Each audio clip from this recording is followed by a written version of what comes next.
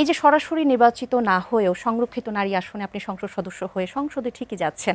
আপনি শেরপুরের বাস্তবে আপনার যে এলাকা রয়েছে বা দেশের জন্য কাজ করার সুযোগ কতটা?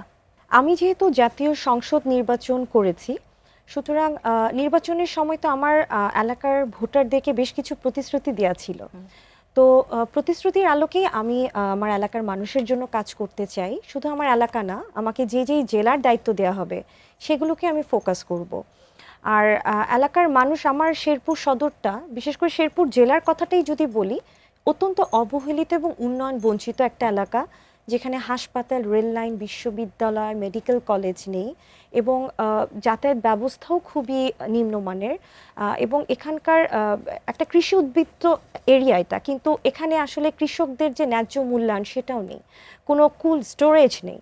তো অনেক কাজ করার আছে আসলে আমার এলাকাকে নিয়ে। এটা একটা গারো পাহাড়ের পাদদেশে এই জেলাটা অবস্থিত, কিন্তু এখানে কোনো পর্যটন কেন্দ্র নাই।